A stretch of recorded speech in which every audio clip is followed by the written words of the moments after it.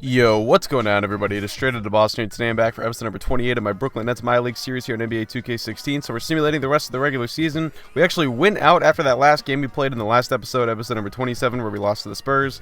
Take a look at the awards. Damian Lillard was the MVP. I was kind of surprised by that, but he is having such a good year in real life that I guess it shouldn't surprise me too much. Elston Turner was the coach of the year. I was surprised to see Portland fire Terry Stotts. I think Stotts is a pretty good head coach in real life, but they won 53-29, so hard to argue with that. Take a look at the All-NBA teams. You can see no one on Brooklyn got named to either, but we did get one selection here. All-defensive second team. Eric Bledsoe is one of the guards for that team, so kind of cool to see there.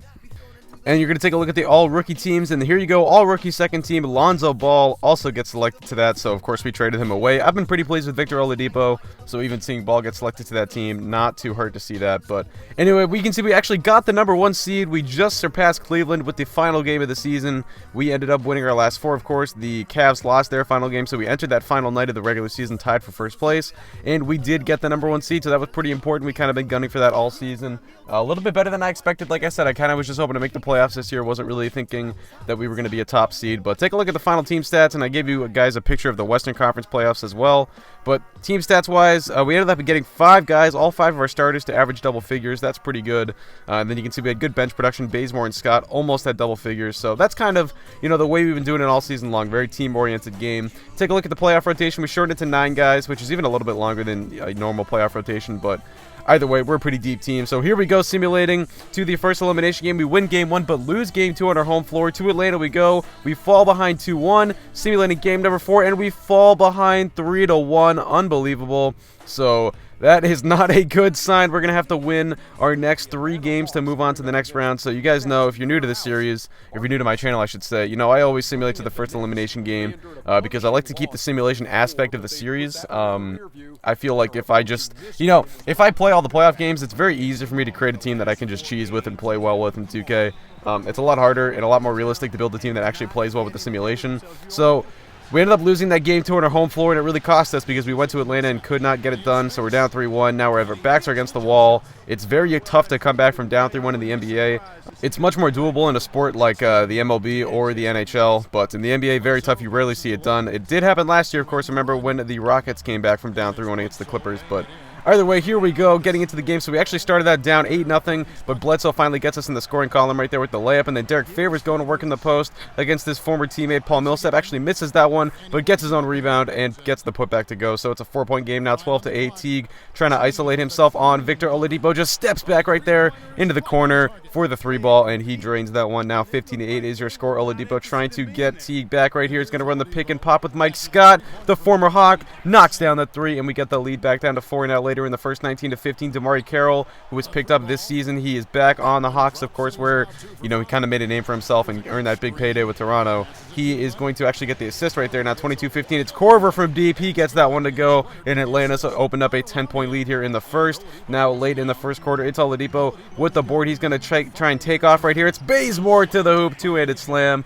So we get it down to an 8-point game, and you can see one final possession here for the Hawks. It's Shabazz Napier. He's just going to pull up Steph Curry style and gets the J to go right there from behind the line. So they extend the lead to 11. That would be the score at the end of 128-17 is the tally right now. It's a 7-point game, though. Hardaway Jr. with the ball is going to find his man, Luol Deng, from behind the line. That one is money. So it's a 10-point game once again. But here's Brook Lopez going to work in the post, running hook shot. He draws the foul. That would be the second on Al Horford. So once I saw that Horford got 2 fouls, I decided to try and go after him. And then there we go. Horford picks up his 3rd. So he is out of the game now in foul trouble. We will keep an eye on that as the game progresses. Now Myers Leonard into the game, and you can see Favors takes immediate advantage of that matchup as he hits the little fadeaway right there. Now it's a 9-point game. Bledsoe looking for the screen from Lopez. He's going to go around the big man, finds Lopez on the roll, and he slams it home with one hand. Now it's a 7-point game. It's Leonard, though, from behind the line. That is one thing he does that Horford cannot. He can stretch the floor just a little bit more. He's got that 3-point range, and he knocks down the 3 right there and makes us pay. But Favors realizes the mismatch right here on Eric Gordon. He's just going to take him to the post and slam that one down with 2 hands. Now it's a 5-point game. Napier with the ball, looking for something right now. He's going to go around the screen, then hit his man. That is Paul Millsap down low, left alone. He gets the one-handed slam to go. Now it is Mike Scott finding his man, Ray McCallum, in the corner. McCallum recently waived by the San Antonio Spurs in real life,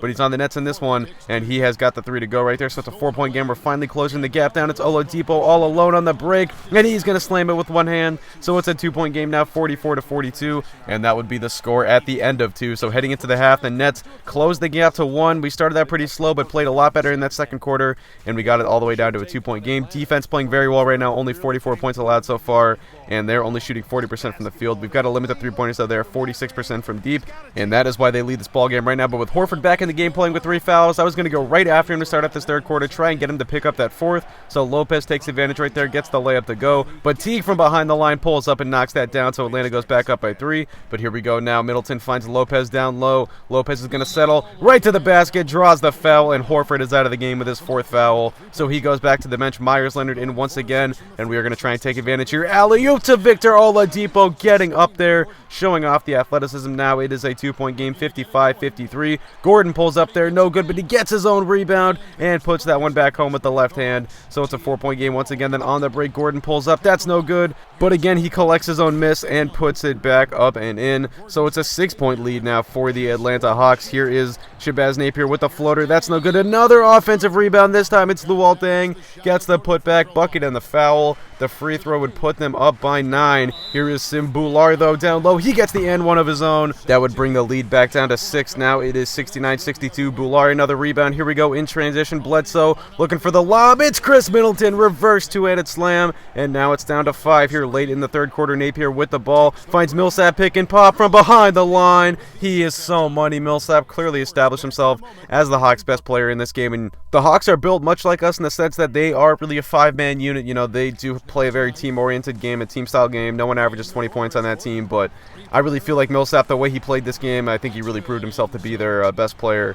And anyway, there's Eric Gordon with a corner 3. That one rattled home, so it's a 9-point game. Now Bledsoe, though, he's going to find Oladipo for a corner 3 of his own. He answers right back. It's back to 6 now, 77-71. Teague with it. He is trying to go to work right now. A little half spin, gets to the paint. Euro step, but he gets rejected right there. That was a big stop. Now, it is an 8-point game, though. Teague with the ball. He finds Hardaway. Foot on the line. That is money.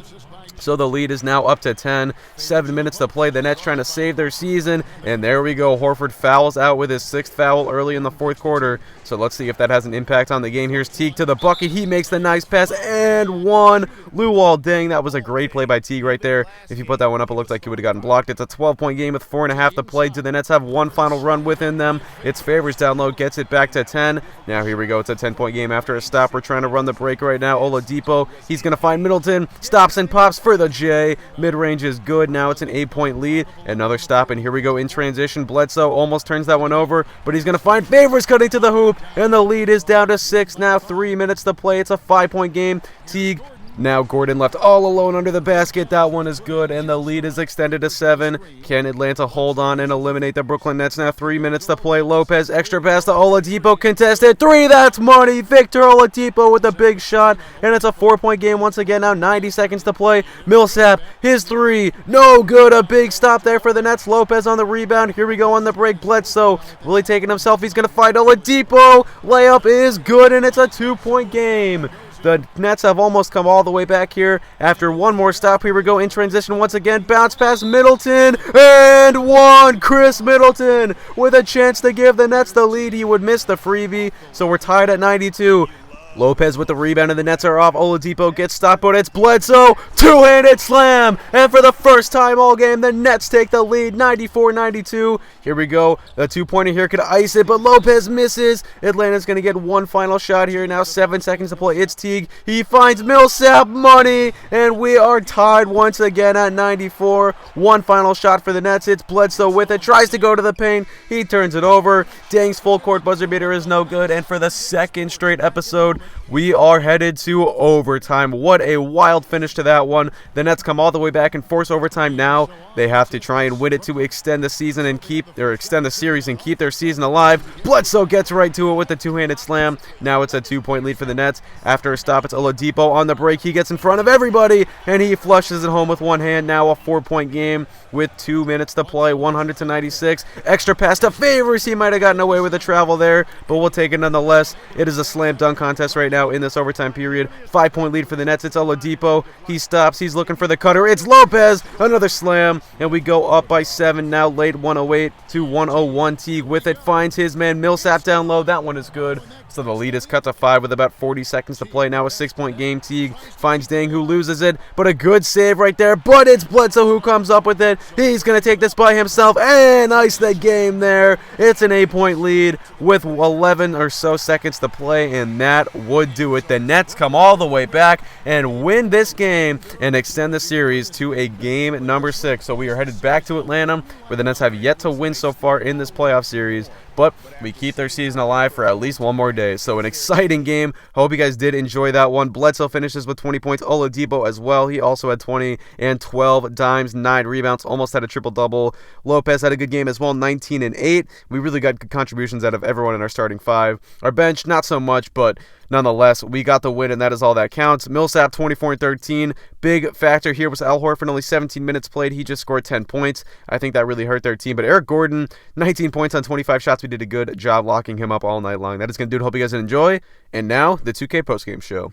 Hi again, everybody. This is Ernie Johnson, joined by Shaquille O'Neal and Kenny the Jet Smith. Time now to present our Jordan Player of the Game, Victor Oladipo. The fourth quarter was all him. It was like he couldn't miss, and it was just one basket after another. Let's get your opinion, Shaq. Bottom line, a must-win game.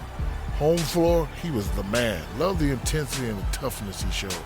When your back is against the wall, and you come through on a night like tonight, these are the performances that you are measured by. They don't come much more explosive than Victor Oladipo, guys. You give him an inch of space, and he'll blow right by you with that first step. It's that quickness that allows him to finish at the rim.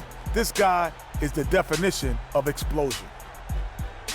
And that will wrap up this round 1 broadcast of the NBA playoffs on 2K Sports.